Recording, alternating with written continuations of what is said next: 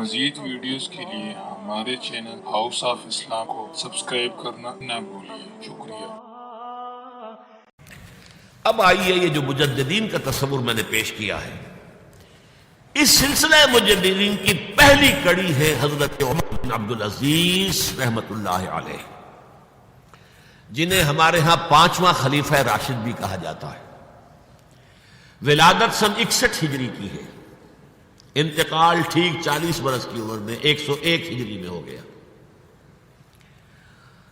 خلافت صرف 2 سال حضرت ابوبکر کی طرح، سن 99 ہجری سے 101 ہجری۔ خود یہ مروان بن حکم کے پوتے تھے۔ بنو امیہ کے جو خلفاء ان کی 2 شاخیں ہیں۔ امیہ کے 2 بیٹوں سے جو شاخیں چلی ہیں، ایک حرب سے چلی ہے، اس میں ابو سفیان تھے لیکن وہ خلیفہ نہیں تھے، لیکن امیر معاویہ، پھر یزید کا بیٹا تھا معاویہ ثانی۔ دوسری شاخ جو تھی وہ مروان بن حکم سے چلی ہے، اور اس میں ہے اصل میں جو 10 خلفاء آئے ہیں بنو امیہ کے۔ یہ مروان بن حکم کے پوتے تھے، لیکن ان کی والدہ حضرت عمر کی پوتی تھی۔ یہ جو امتزاج ہوا ہے، یہ جو حضرت عمر فاروق رضی اللہ تعالیٰ عنہ کا خون ان کی رگوں میں پہنچا ہے، اب وہ بڑا مشہور واقعہ ہے، دلچسپ واقعہ ہے کہ حضرت عمر ایک روز اپنی رات کی گشت پر تھے، جو آپ خبر گیری کے لیے رات کو سفر کرتے تھے شہر کے اندر، تو آپ نے دیکھا small hours of the morning, صبح کا فجر سے کچھ وقت پہلے وقت ہوگا، ایک گھر میں سے آواز آ رہی ہے ماں بیٹی کی گفتگو کی۔ ماں نے کہا بیٹی بکریوں کا دودھ نکال لیا، دہو لیا؟ کہ ہاں امی۔ اچھا اس میں کچھ پانی ملا دو۔ میں نے کہا امی آپ نے سنا نہیں، خلیفہ نے منادی کرائی تھی کہ دودھ میں پانی ملانا غلط ہے، ہرگز کوئی پانی نہ ملایا جائے۔ ماں نے کہا تو بیٹی خلیفہ یہاں کوئی موجود ہے، کوئی دیکھ رہا ہے، پانی ملا دو۔ بیٹے نے کہا کہ امی خلیفہ نہیں ہے، اللہ تو موجود ہے، اللہ تو دیکھ رہا ہے۔ حضرت عمر نے وہ بات سن لی، اس گھر کو آپ نے تاک لیا اور جا کے اپنے بیٹے عاصم سے کہا کہ وہاں رشتہ کر لو۔ وہ ہے لڑکی پھر جس کے نسل سے یہ حضرت عمر بن عبدالعزیز یہ پیدا ہوئی۔ تو یہ در حقیقت پوتی ہے حضرت عمر فاروق کی، ان کی والدہ ام عاصم، اور یہ خود پوتے تھے مروان بن حکم کے۔ اور جو 8واں خلیفہ تھا بنو امیہ کا سلیمان، اس کی وصیت کے مطابق یہ خلافت ان کو ملی تھی۔ اب آپ ذرا یہ سوچئے، جائزہ جو ہمیں آج لینا ہے، اس وقت تک دین کے اوپر کون سے گرد و غبار آئے تھے کہ جن کو حضرت عمر بن عبدالعزیز نے صاف کیا؟ ابھی 100 برس بھی نہیں ہوئے حضور کے انتقال کو، ابھی یہ 90 برس ہو گئے ہوں گے یا 80-85 برس ہو گئے۔ عقائد میں کوئی ٹیڑھ نہیں آیا، ابھی کوئی یونان کا فلسفہ نہیں آیا، ابھی کہیں کوئی منطق نہیں آئی، کچھ نہیں آئی۔ عقائد سیدھے سادہ جو عربوں کے تھے وہ ہے۔ اعمال میں بھی کوئی تبدیلی نہیں آئی، مسلمانوں کے اعمال اخلاق تقریباً وہی ہے، کچھ کمی ہو گئی، کچھ دنیا کی طرف زیادہ رغبت ہو گئی ہوگی، مال اور دولت دنیا سے زیادہ دلچسپی ہو گئی ہوگی بس، لیکن دینی اعتبار سے کوئی فساد، کوئی خرابی کوئی نہیں تھی۔ خرابی کہاں آئی تھی؟ نظام حکومت میں خرابی آئی تھی۔ اسلامی نظام حکومت میں، اسلامی خلافت کے نظام میں کیا چیزیں ہوتی ہیں؟ نمبر 1 اللہ کی حاکمیت، کتاب و سنت کی بالادستی، ٹھیک، یہ تو یقیناً جیسے تھی ویسے ہی اب بھی تھی، لوگوں کی انفرادی زندگیوں میں اب بھی تھی، اور یہ کہ کم سے کم نظری طور پر حکومت کی سطح پر بھی یہ حکومت اللہ کی اور کتاب و سنت کی ٹوٹل بالادستی، اس کو تسلیم کیا جاتا تھا۔ فرق کہاں آیا؟ خلافت راشدہ شورائی حکومت تھی، کہ اب جو حکومت بنو امیہ کی بن گئی، جسے حضور نے ملکن کہا ہے، ملوکیت، کو مانا انداز، ہمارا اختیار ہے، جو ہم چاہیں گے کریں گے۔ زمین و آسمان کا فرق واقع ہو گیا۔ وہاں خلیفہ کا انتخاب ہوتا تھا مشورے سے، امرہم شورا بینہم، ان مشورت المسلمین۔ یہاں اب خلافت ہو گئی قبائلی، بنو امیہ، بنو عباس، اور موروثی ہو گئی، باپ کے بعد بیٹا، بیٹے کے بعد پوتا۔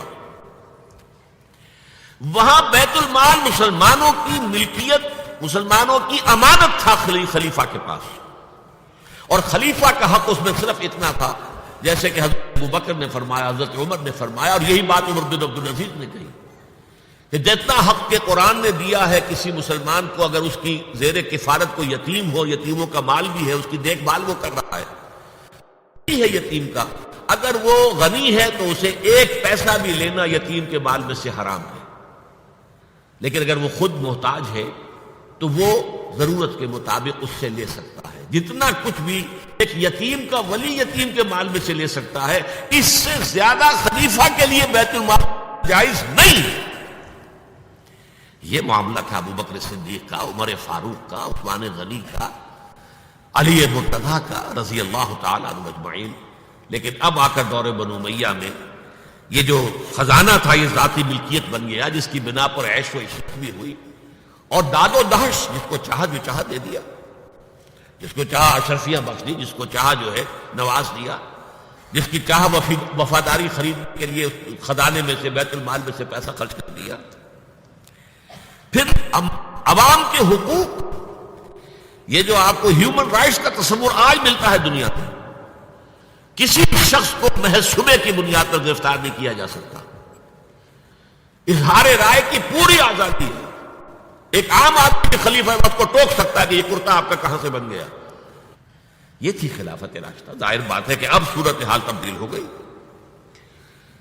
پہلے ملک جو تھا وہ اللہ کا تھا، اب ذاتی جاگیر بن گیا، اور اس ذاتی جاگیر میں سے جاگیریں دے دی گئی اپنے خاندان والوں کو، بنو امیہ کو سب سے بڑھ کر، اپنے جو بھی اور وفادار ہیں، جو بھی اور حمایتی ہیں ان کو. اس کے علاوہ جس کے لیے حضور نے اسے ملکن اعظم کہا ہے، ملکن اعظم.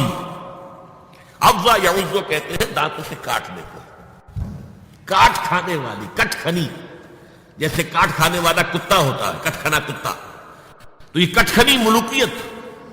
اس کے لیے نوٹ کیجئے اسی دور میں حضرت عمر بن عبدالعزیز سے پہلے اسی دور بنو امیہ میں سانحہ کربلا ہوا، عظیم ترین سانحہ.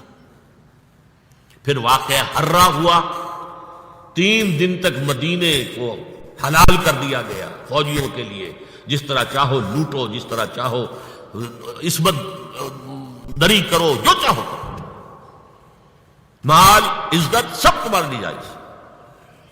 مسلمانوں کے ہاتھوں ہوا ہے اور مدینے کا ہوا، مدینے کا ہوا. پھر اسی دور میں حضرت عبداللہ ابن زبیر کی شہادت ہوئی سن 73 ہجری میں. پھر حجاج ابن یوسف جیسا ڈکٹیٹر اسی دور میں تھا. سینکڑوں تابعین کو جس نے ذرا کوئی بات کہہ دی، جس کے بارے میں ذرا اندیشہ ہوا کہ یہ جو بھی اس وقت کی حکومت ہے اس کے خلاف کوئی بات کہہ رہا، گردن اڑا دو. کوئی پوچھ تاچھ نہیں، کوئی مقدمہ نہیں، کوئی لگا کر ثبوت کو دینے کی کوئی ضرورت نہیں. سینکڑوں تابعین. اسی دور حکومت میں محمد ابن قاسم جو یہاں ملتان تک چلا گیا تھا رحمت اللہ علیہ، اور اب وہ ارادہ کر رہا تھا آزاد کشمیر کی طرف، پہاڑی علاقوں کی طرف جو ہے وہ فتح اور کشمیر کی طرف جانے کا، واپس بلا کر شہید کر دیا. کیوں؟ بہت پاپولر ہو گیا تھا محمد ابن قاسم. ہندوؤں نے اس کو بت بنا کر اپنے مندروں میں رکھ لیے تھے پوجنے کے لیے. یہ تو اوتار ہے، در جوانی توبہ کردن سیوائے پیغمبری. یہ نوجوان اور اتنا نیک، ان کے لیے تو کوئی قیاس کے قابل بات تھی نہیں. اوتار، وہ تو فوراً اوتار مانگتے ہیں نا. بت بنا کے مندروں میں رکھ لیے گیا. اندیشہ ہو گیا. ملوکیت کو ہمیشہ خطرہ ہوتا ہے. کوئی شخص ذرا پاپولر ہونے لگے تو کان کھڑے ہو جاتے ہیں کہ ہمارے لیے خطرہ بن جائے گا، لہذا شہید کر دیا گیا. موسیٰ ابن نصیر کے ساتھ یہی ہوا، جن کے ایک جرنیل طارق بن زیاد نے عثمانیہ فتح کیا. بوڑھے جرنیل کو بلا کر سارا دن دھوپ میں کھڑا رکھا گیا ہے، یہاں تک کہ وہ بے ہوش گرا ہے. حالانکہ اس کی وجہ سے شمالی افریقہ کے بڑے علاقے فتح ہوئے، اور انہی کے جرنیل تھے طارق بن زیاد. یہ ہے وہ کاٹ کھانے والی صفت جو ہے ملوکیت کی، ملکن عاضا. حضرت عمر بن عبدالعزیز نے کیا کیا؟ دیکھیے ان کا تجدیدی کارنامہ صرف 3 نکات پر مشتمل ہے. یہ میں بتا چکا ہوں آپ کو. ابھی نہ عقائد میں کوئی کجی آئی تھی، نہ اعمال میں کوئی خرابی آئی تھی، عوام کے حکومت کے نظام میں تبدیلی ہوئی تھی. اب موروثی ہو گئی تھی اور تحکمانہ ہو گئی تھی. خلیفہ جو ہے وہ موروثی یا نامزد ہوتا تھا، اور جاگیر بن گئی تھی اپنی ذاتی بیت المال. انہوں نے 3 ہی کام کیے. نمبر 1، ان کو خلافت ملی تھی اصل میں سلیمان جو ان سے پہلے خلیفہ تھے ان کی وصیت کی بنیاد پر، لیکن یہ احتیاط کر لی گئی تھی کہ اگر کہیں یہ وصیت پہلے لوگوں کے علم میں آ گئی تو شاید لوگ بغاوت کریں اور حضرت عمر بن عبدالعزیز کو گوارا نہ کریں۔ لیکن یہ کہ انہوں نے یہ کیا جو اس وقت کے ذمہ دار لوگ تھے کہ پہلے وصیت پر بیعت یہ دی گئی کہ یہ وصیت ہم تسلیم کریں گے۔ ابھی سلیمان کے انتقال کی خبر بھی نہیں دی گئی، اسے بھی چھپا کر رکھا ہوا تھا۔ اس کے بعد وصیت کھولی گئی اور حضرت عمر بن عبدالعزیز کیا کہ سلیمان کا انتقال ہو گیا، تب لوگوں نے بیعت کر لی، کیونکہ بیعت تو کر چکے تھے، وصیت کی بیعت کر چکے تھے۔ اس وصیت سے عمر بن عبدالعزیز برآمد ہو گئے تو وہ بیعت خود بخود ہو گئی۔ لیکن انہوں نے جا کے اعلان کیا مجمع عام میں، لوگوں مجھ پر یہ خلافت کی ذمہ داری ڈال دی گئی ہے، بغیر مجھ سے پوچھے، بغیر میرے مشورے کے، بغیر میری خواہش کے، لیکن میں آپ کی گردنوں میں سے اپنی خلافت کے ارادے کو اتار کر پھینک دیتا ہوں۔ آپ جسے چاہیں اپنی آزاد مرضی سے، مشورے سے خلیفہ بنا لیں۔ یہ پہلی اصلاح تھی، موروثیت ختم، نامزدگی ختم۔ اب اگر چاہتے ہیں آپ، اگر لوگوں کی رائے ہے ان کا مشورہ تو ٹھیک ہے۔ سب نے کہا بیک زبان ہم آپ پر راضی ہیں، ہم آپ ہی کو خلیفہ بنانا چاہتے ہیں۔ پہلی اصلاح یہ ہوگی۔ دوسرا کام یہ کیا، جتنی جاگیروں کے ڈاکومنٹس تھے، دستاویزات، وہ سب طلب کیے۔ خود اپنے گھر سے اپنی بیوی کے سارے زیورات، عبد الملک بن مروان بیٹی تب زیورات بیت المال میں، اپنی جاگیر، سب سے پہلے اپنی جاگیر کو ختم کیا۔ زمانے میں شریڈر تو تھے نہیں، مشین تو تھی نہیں، مسجد میں بیٹھے ہوئے تھے حضرت عمر بن عبدالعزیز، اور وہ ایک ایک وسیقہ لایا جاتا تھا اور وہ قینچی سے کاٹ کاٹ کے پھینک رہے تھے۔ بڑا طوفان مچ گیا بنو امیہ کے لوگوں کے اندر، کیا ہو رہا تھا؟ ایک وفد بھی آئے کہ دیکھیے آپ اپنے سے پہلے لوگ جو کچھ انہوں نے کیا تھا، آپ اب جو چاہیں آپ کریں، پہلے جن لوگوں نے جو کیا ہے اس کی نفی تو نہ کیجیے۔ حضرت عمر بن عبدالعزیز پوچھتے ہیں دیکھو اگر تمہارے پاس ایک فرمان ہو امیر معاویہ کا اور ایک ہو ان کے بعد کسی 5ویں پشت کے اندر آنے والے کا، تو کے فرمان کو زیادہ اہمیت ہوگی؟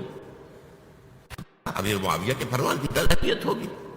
تو فرمایا پھر میرے پاس فرمان جو ہے وہ امیر معاویہ سے بھی بہت پہلے کا ہے، میرے پاس اللہ کی کتاب ہے، قرآن ہے، میں اس کی روح سے طے کر رہا ہوں، لہذا ہو جائے کم وقت میں، کوئی ناراض ہوتا تو ہو۔ ساری جاگیریں ختم کر دی۔ نمبر 3 واقعہ یہ ہے کہ خود اپنی زندگی میں جو اسرت اور جو تنگ دستی اور جو سادگی اختیار کی ہے، میں سمجھتا ہوں غالباً اس میں وہ حضرت ابوبکر، حضرت عمر کو بھی مات دے گئے ہیں رضی اللہ تعالیٰ عنہ۔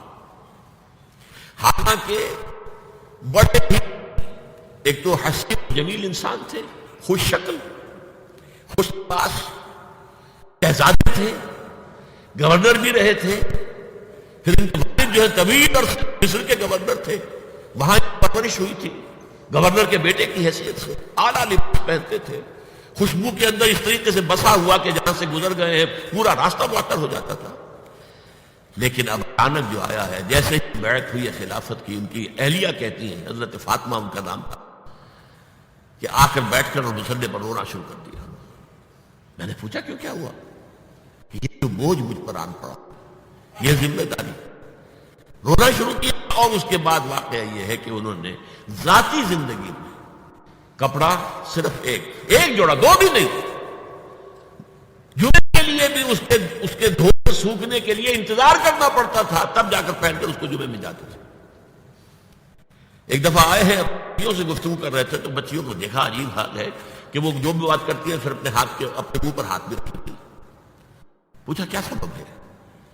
کہنے لگی آج ہم نے صرف پیاز سے روٹی کھائی ہے، ہمارے منہ میں بدبو آ رہی ہوگی، ہم نہیں چاہتی کہ آپ کو اس بدبو سے تکلیف پہنچے۔ حضرت عمر رونے لگے، لیکن کہا کہ میری بیٹیوں کیا تم یہ پسند کرو گی کہ تمہیں دنیا کی نعمتیں ملے اور عیش ہو اور تمہارا باپ جہنم میں جائے؟ ان بچیوں نے بھی رونا شروع کر دیا۔ سارے زیورات ختم، اپنی جاگیر ختم۔ وہ آپ پتہ ہی ہوں گے آج کل چراغ بھی ہے، رات کو سرکاری کام کر رہے ہیں تو وہ جو بیت المال کے تیل سے جو جلنے والا چراغ ہے وہ روشن ہے۔ خادم نے آ کر کوئی گھریلو بات کرنی چاہیے تو چراغ گل کر دو پھر بات کرو۔ ذاتی بات ہو رہی ہو تو سرکاری جو تیل کا چراغ ہے وہ نہیں جلے گا۔ میں یہ سمجھتا ہوں، میں علی وجہ البصیرت کہہ رہا ہوں کہ میرے نزدیک تو اس قدر شاید باریک بینی کی باتیں جو ہے میرے علم میں نہیں ہے کہ حضرت ابو بکر اور حضرت عمر، اور پھر یہ کہ وہاں کوئی ایسا کنٹراسٹ کنٹراسٹ نہیں تھا، اس لیے کہ حضور کے ساتھ جد و جہد کرتے ہوئے ان کی زندگیوں میں پہلے بھی فقر اور ساری فقر کی کیفیات تھی. یہاں تو اچانک ہوا ہے کہ اس سے پہلے ایک بہت خوش باش، خوش لباس، خوش شکل، بہت ہی ہر طرح کے ناز و نعم کے اندر پلا ہوا انسان شہزادہ اچانک آیا ہے تو زندگی کے اندر انقلاب آ گیا. یہ ہے خلیفہ اول، خلیفہ خامس ان کو کہا جاتا ہے، خلافت راشدہ میں شامل کیا جاتا ہے، اور یہ ہے سلسلہ تجدید خلافت کی پہلی کڑی، اور اس کو ہم کہیں گے تجدید کامل تھی، کیونکہ ابھی خرابی آئی ہی صرف نظام حکومت میں تھی، اسی کو آپ نے درست کر دیا. یہ دوسری بات ہے کہ یہ بہت شارٹ لیوڈ رہی ہے، آگے نہیں چلی ہے، ان کو زہر دے دیا گیا، اس لیے کہ یہ بات زیادہ قابل برداشت نہیں تھی بنو امیہ کے پورے خاندان کے لیے، قبیلے کے لیے. انہیں گمان غالب یہی ہے کہ زہر دے کر جو ہے انہیں شہید کیا گیا. لیکن بہرحال پہلی کڑی ہے عمر بن عبد العزیز رحمۃ اللہ علیہ.